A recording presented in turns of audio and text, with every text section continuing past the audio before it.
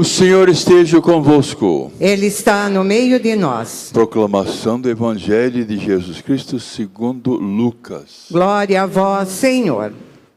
Naquele tempo, disse Jesus a seus discípulos: ficai certos, se o dono da casa soubesse a hora em que o ladrão chegaria, não deixaria que arrombasse a casa. Vós também ficai preparados, porque o Filho do Homem vai chegar na hora em que menos o esperardes. Então Pedro disse: Senhor, tu contas esta parábola a nós ou para todos? E o Senhor respondeu: quem é o administrador fiel e prudente que o Senhor vai colocar à frente do seu pessoal, com o pessoal da sua casa, para dar comida a todos na hora certa? Feliz o empregado que o patrão, ao chegar, encontrar agindo assim. Em verdade eu vos digo, o Senhor lhe confiará a administração de todos os seus bens. Porém, se aquele empregado pensar, meu patrão está demorando, e começar a espancar os criados e criadas, e a comer, a beber e a embriagar-se, o senhor daquele empregado chegará num dia inesperado e numa hora imprevista, e ele o partirá ao meio e o fará participar do destino dos infiéis. Aquele empregado que, conhecendo a vontade do Senhor, nada preparou, nem agiu conforme a sua vontade, será chicoteado muitas vezes. Porém, o empregado que não conhecia esta vontade e fez coisas que merecem castigo, será chicoteado poucas vezes. A quem muito foi dado, muito será pedido.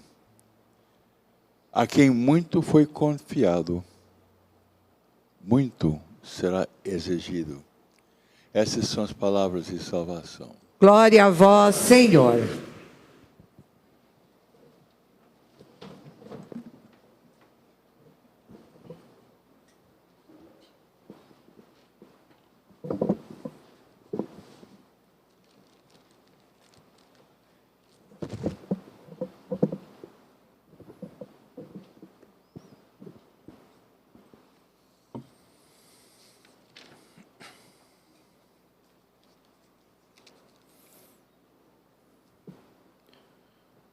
Um dos dons mais preciosos que Deus colocou na nossa natureza,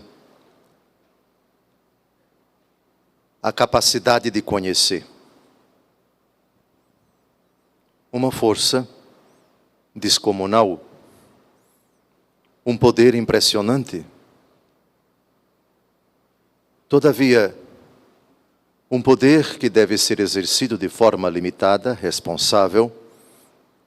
Sua má utilização pode significar nossa ruína, nossa condenação, nossa desgraça.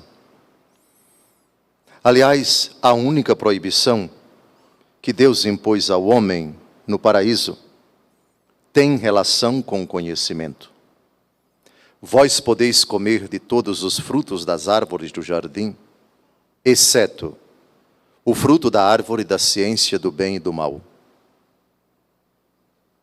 No dia em que comerdes deste fruto, morrereis. Ciência do bem e do mal. A proibição não foi com relação à ciência, pois a ciência engloba um campo muito vasto, mas a ciência do bem e do mal, esta não temos acesso. E foi exatamente isso que a serpente fustigou no coração de Adão e de Eva.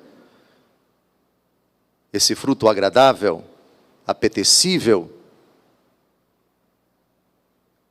como que a serpente disse, por que não esse fruto? O céu é o limite. Se vocês comerem, vocês vão ser como ele, conhecedores do bem e do mal. E a mulher comeu e deu ao seu marido. E naquela hora os seus olhos se abriram. E eles perceberam que estavam nus.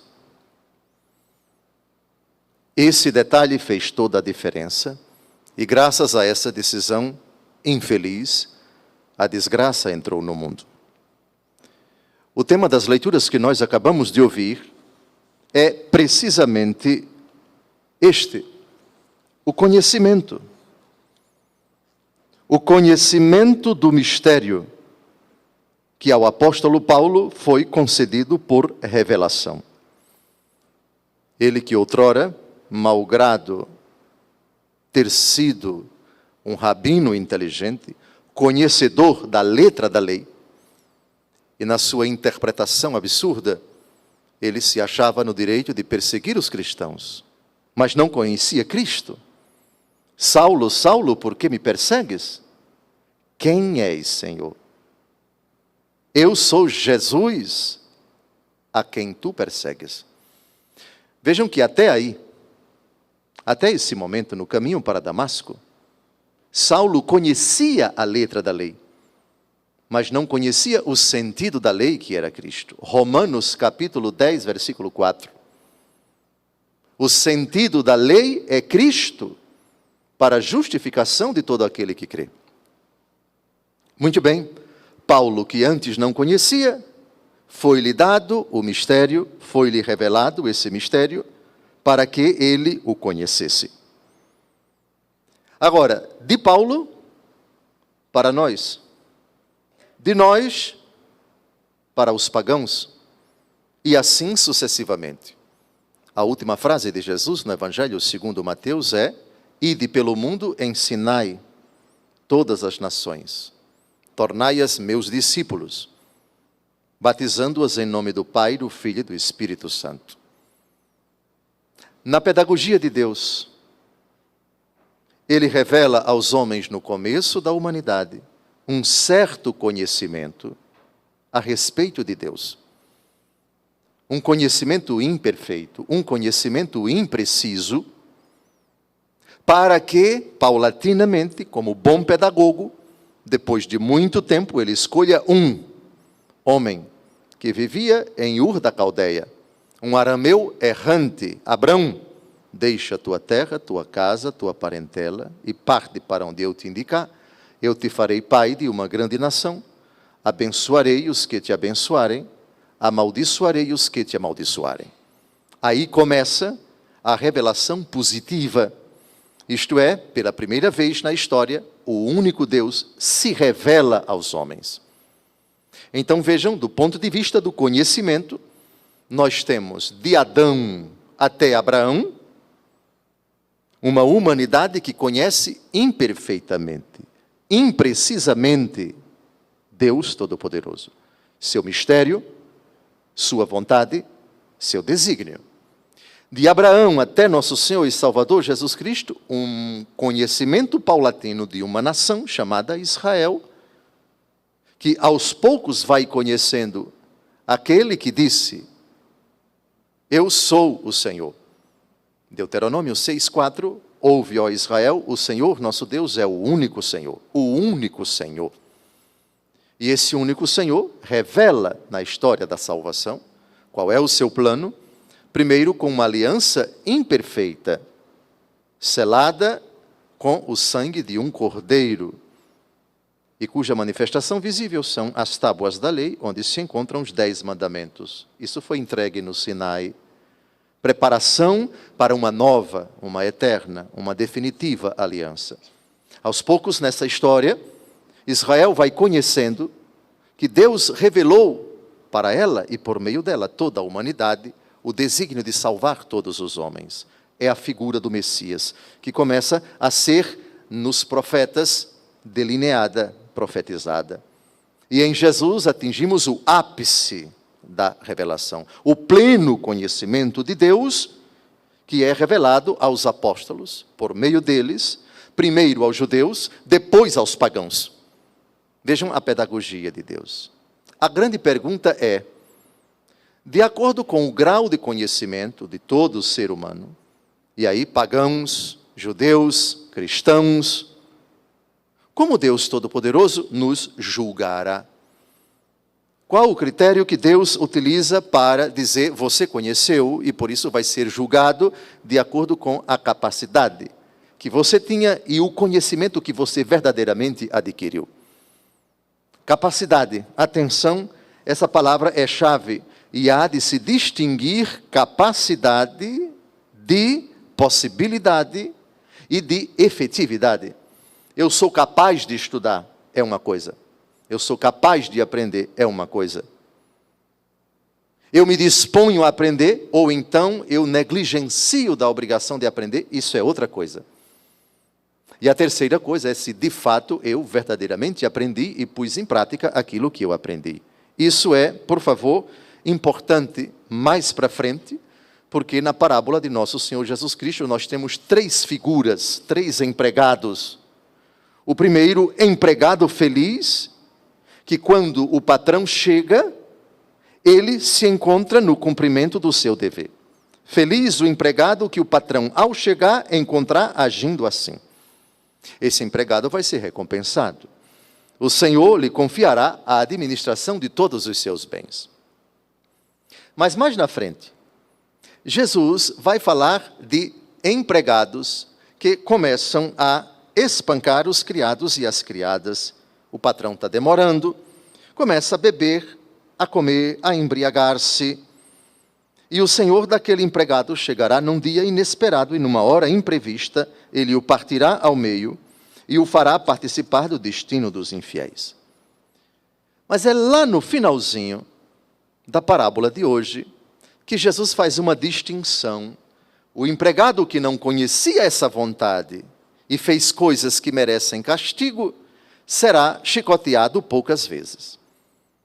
Mas aquele que, conhecendo a vontade do Senhor, nada preparou, nem agiu conforme sua vontade, será chicoteado muitas vezes. Então temos um empregado solícito, que vai ser recompensado. Temos um empregado que conhece a vontade do Senhor e, sabendo disso, negligencia, nada prepara, não age segundo a sua vontade. Esse vai ser punido não de acordo com sua capacidade, mas com a sua negligência. Agora vejam também a outra figura, aquele que não conhecia a vontade do Senhor e negligenciou também, vai ser punido. Só que um vai ser chicoteado muitas vezes e o outro vai ser chicoteado poucas vezes. Traduzindo, ambos vão ser condenados. Existe possibilidade de condenação no paganismo e existe possibilidade de condenação no cristianismo. Pagão pode ir para o inferno, cristão também. E lembrem-se que no inferno existe uma gradação de sofrimento. O inferno, o sofrimento não vai ser igual para todo mundo. Primeiro vai ser um sofrimento terrível, indescritível, eterno, que não acaba. Mas, de acordo com a capacidade que cada um recebeu de Deus, e a negligência em não suprir essa capacidade, se eu sou capaz de produzir tanto e não produzo, dado que eu recebi uma capacidade maior, minha culpa é maior, minha negligência é maior, meu pecado é maior. Em direito civil existe uma diferença entre delito doloso e delito culposo. O delito doloso é mais grave. O que é um delito culposo? O delito culposo, pelo menos em direito canônico, que é a minha área, é a negligência, a displicência de uma pessoa no exercício de suas competências. Ele foi negligente, ele foi displicente. Ele podia ter evitado aquilo e não evitou. Ele podia fazer o bem e não fez. Ou então ele se omitiu, etc. Existem omissões culposas. Mas o doloso, o delito doloso, digamos, o pecado doloso, é aquele que é praticado por uma pessoa que sabe o bem que deve fazer e de propósito não o faz. o culposo, o doloso, você sabe que não pode fazer aquilo e você quer deliberadamente violar a lei, você quer transgredir, é claro que é uma intencionalidade muito mais grave, muito mais maliciosa. E é disso que trata as leituras que nós acabamos de ouvir. Vamos então à explicação do evangelho que nós acabamos de ouvir. Ficai certos, se o dono da casa soubesse a hora em que o ladrão iria chegar, não deixaria que arrombasse a sua casa. Que ladrão é esse? Será que o ladrão é Jesus? Jesus não é ladrão. Mas a explicação está na frase seguinte: vós também ficai preparados, porque o Filho do Homem vai chegar na hora em que menos o esperardes. O acento aqui não é na ação do ladrão, mas na sua ação imprevista. Ele não manda recado. Ele chega a qualquer momento. Ele é sorrateiro. Da mesma forma que o Filho do Homem pode a qualquer momento nos chamar para a prestação de contas dos nossos atos. A vinda do Filho do Homem é tão inesperada como a vinda do ladrão. A qualquer momento. A qualquer momento o juiz chegará. Segundo aos Coríntios, capítulo 5, versículo 10, porquanto todos nós haveremos de comparecer diante do tribunal de Cristo para a prestação de contas, para recebermos a recompensa pelo bem ou pelo mal que nós fizemos no corpo. O apóstolo Pedro faz uma pergunta: Senhor, tu contas esta parábola para nós ou para todos? E a parábola que Jesus vai dizer, por causa da pergunta de Pedro, tem primeiro uma aplicação para os pastores da igreja, o Papa, os bispos, os sacerdotes, mas para todos os fiéis em maior ou menor medida, porque Deus coloca sob os nossos auspícios pessoas por quem nós nos tornamos responsáveis. Os pais são responsáveis pelos filhos, os patrões pelos servidores, pelos seus empregados, os maiores pelos menores, os que conhecem mais com relação aos que estão aprendendo. A parábola se aplica a todos. E, atenção, vamos à explicação. Quem é o administrador fiel e prudente que o Senhor vai colocar à frente do pessoal de sua casa para dar comida a todos na hora certa? Administrador. Atenção, deixemos de lado qualquer entendimento, qualquer explicação antropológica, trabalhista, mundana da palavra administrador. E é preciso buscar na 1 Coríntios, capítulo 4, versículos de 1 a 2, o sentido dessa palavra administrador. Diz o apóstolo Paulo, nesse texto, que os homens vos considerem como simples operários de Cristo e administradores dos mistérios de Deus. Atenção, administradores dos mistérios de Deus. Ora, o que se exige dos administradores é que sejam fiéis. Dentro de casa, então, os pais são administradores dos mistérios de Deus para os seus filhos, ensinando-os com a palavra e com a vida, com o ensinamento labial, com a escritura, com o catecismo, as verdades da fé, os princípios da sua ação, os mandamentos, os sacramentos, o seguimento de Cristo, principalmente com sua conduta. Em âmbito eclesiástico, na paróquia, os administradores dos mistérios de Deus são os sacerdotes, particularmente os párocos, que dispensam a palavra de Deus, mistério dos mistérios, os seus sacramentos, que pastoreiam o rebanho, que cuidam das ovelhas do Senhor. Em nível diocesano, é o bispo, em nível universal, é o Santo Padre, o Papa. Portanto, que fique bem entendido quem é o administrador. E administrador dos mistérios de Deus. Fiel e prudente, que o Senhor vai colocar à frente do pessoal de sua casa. O pessoal da casa do Papa é a igreja inteira. O pessoal da casa do bispo são os seus diocesanos. Da casa do padre, na sua paróquia, são os seus paroquianos. Na casa dos pais, são os seus filhos e assim por diante. Para dar comida a todos na hora certa. Nem só de pão vive o homem, mas de toda a palavra da boca de Deus. Aqui está o alimento. E na hora certa, vejam como Jesus é sábio. Ensinar catecismo para um menino que nunca ouviu falar de Deus a partir dos 10 anos de idade é perda de tempo. O monstrinho já foi criado. Já foi criado. Monstrinho já foi criado. Reparem, por favor, para dar a comida a todos na hora certa. A comida da oração se dá ao bebê, mostrando para ele a imagem de Nossa Senhora, Mamãe do Céu. Mostrando a imagem do coração de Jesus, ou crucifixo, Papai do Céu. Pai, Filho, Espírito Santo, amém. É ali, a hora certa é ali. Caso contrário, já começa negligenciando. Hora certa, Jesus é de uma precisão milimétrica. Feliz o empregado que o patrão, ao chegar, encontrar agindo assim. Portanto, fidelidade e prudência, administrador fiel e prudente, é aquele que compreende que a pedagogia exige que já nos primeiros passos se incutam valores, se exija comportamento, se puna determinado excesso. Não pode fazer isso. A criança chegou em casa com um lápis. Quem lhe deu esse lápis? Onde você conseguiu? Isso é seu? Quem lhe deu? Quem emprestou? Devolva. Essas coisas básicas. Na hora certa. Alimento na hora certa. Da mesma forma, na paróquia, alimento na hora certa para quem vai ser batizado é a preparação para o remota, próxima também, para o batismo, para a Eucaristia, para a crisma, uma digna preparação para o matrimônio. Alimento na hora certa para quem vai ser padre, é formação lá no propedêutico, na filosofia, na teologia, e uma formação séria.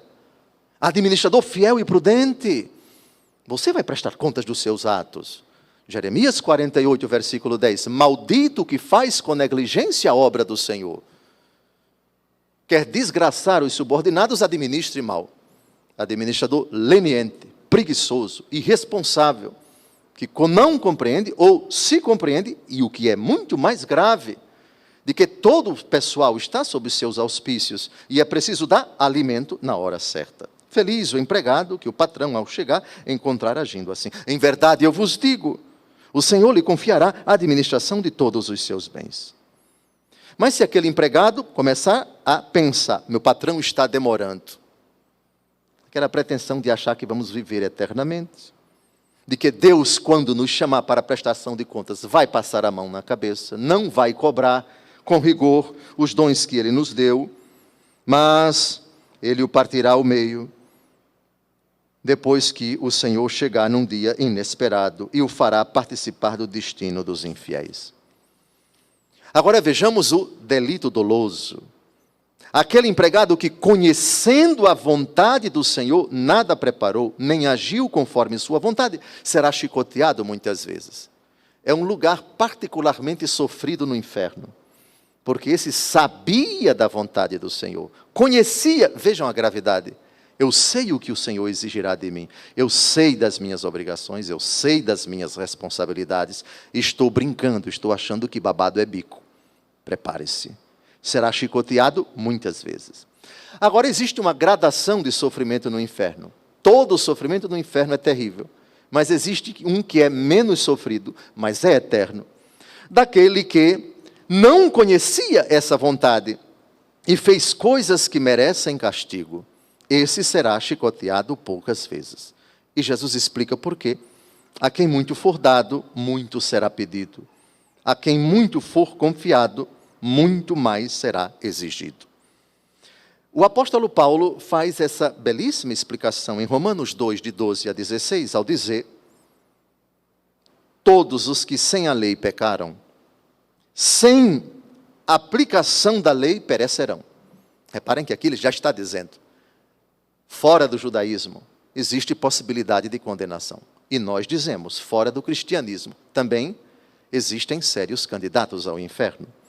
E quantos pecaram sob o regime da lei, pela lei serão julgados. Porque diante de Deus não são justos os que ouvem a lei, mas serão tidos por justos os que praticam a lei.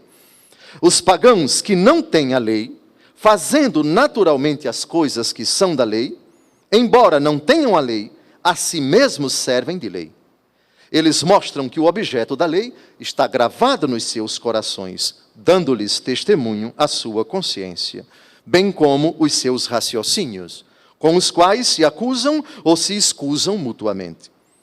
Isso aparecerá claramente no dia em que, segundo o meu evangelho, Deus julgar as ações secretas dos homens por Jesus Cristo.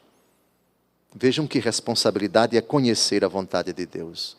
Vejam o peso que é colocado nos nossos ombros, a nós que nos julgamos discípulos de Cristo, aos católicos romanos particularmente. O que o salmista diz no salmo que acabamos de cantar, com alegria bebereis do manancial da salvação, evoca para cada um de nós uma pergunta: que capacidade Deus me deu? E que possibilidade eu tenho de adquirir conhecimento? E posso e devo conhecer sempre mais, mas à medida em que eu conheço, à medida em que o Senhor me explica, me instrui, eu me torno mais consciente e, portanto, mais responsável e, portanto, com mais culpa se eu negligenciar, se eu não cumprir com as minhas obrigações. Então, o apóstolo Paulo, que não conhecia, conheceu o mistério.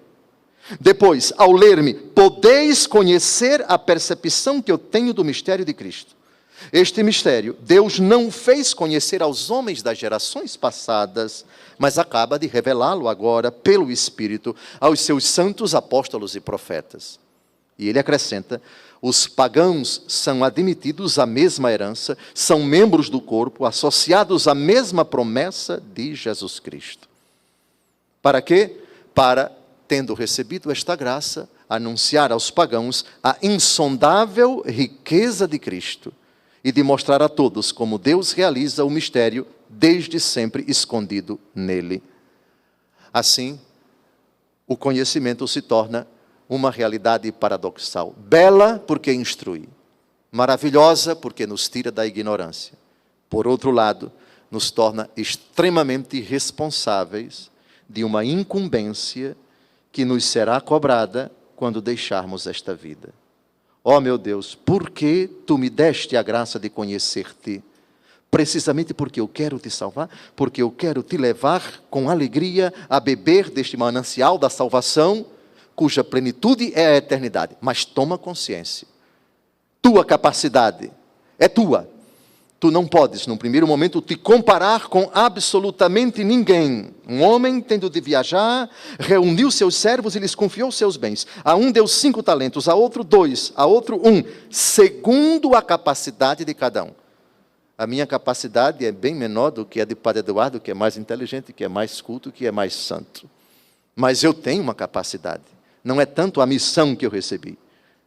Ai de mim, se eu não suprir essa capacidade, e se eu não for coerente com a enorme responsabilidade que adquiri com o conhecimento, e se eu não puser em prática aquilo que Deus me fez conhecer com relação à minha missão. Porque com mitra e báculo eu posso ir para os quintos dos infernos.